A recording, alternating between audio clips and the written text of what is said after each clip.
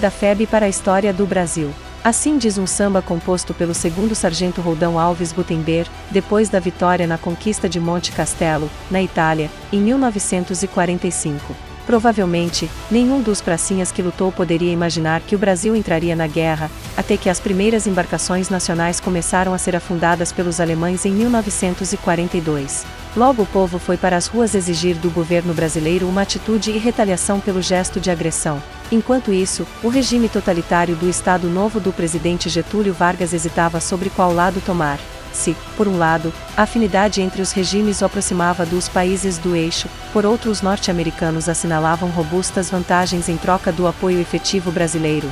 O resultado de o Brasil ter escolhido os Estados Unidos está na construção da Companhia Siderúrgica Nacional, CSN, na modernização do Exército Brasileiro e no envio de tropas ao fronte.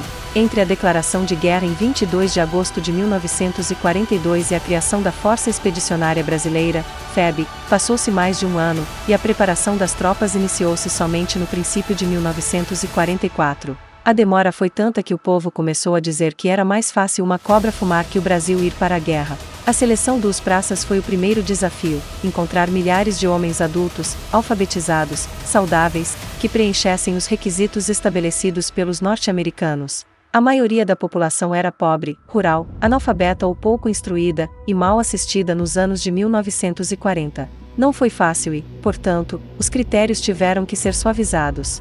Escolhidos os futuros combatentes, ainda era preciso treiná-los para o que enfrentariam na Europa. Os desfiles nas ruas do Rio de Janeiro e São Paulo serviam para dar uma resposta às cobranças da população e para levantar o moral dos futuros pracinhas que aguardavam a ida a um destino ainda desconhecido.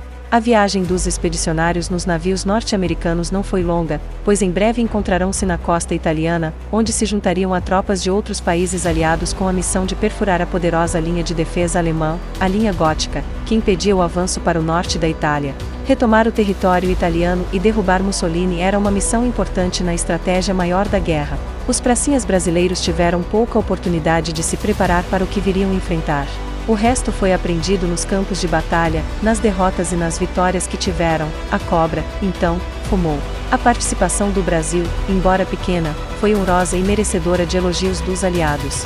Fim da guerra, era hora de voltar para casa. Passados os tormentos da guerra, uma outra luta aguardava os pracinhas, agora em tempo de paz. A batalha contra o esquecimento, a invisibilidade, o apagamento de uma missão que extrapolava a natureza eminentemente bélica, e que abrigava um sentimento de liberdade, de respeito e de garantia de direitos que um Estado democrático tinha por obrigação oferecer. Dos Estados Unidos e de parte da Europa, sopravam ventos democráticos que pautavam a agenda política interna do país, ora evidenciando dicotomias, ora potencializando alianças. A concepção de democracia, nesse contexto, apresentava-se tão ampla e diversificada quanto os grupos políticos que dela se apropriavam. A participação do Brasil na Segunda Guerra Mundial enseja memórias de matizes variados que perpassam entre o orgulho pela vitória contra o nazifascismo e a tristeza por uma reintegração difícil que se estendeu para além do pós-guerra. As associações de ex-combatentes e os monumentos que se criaram pelo país, cada um a seu modo, constituíram-se importante apoio para a preservação das lembranças coletivas, reunindo memórias e identidades compartilhadas.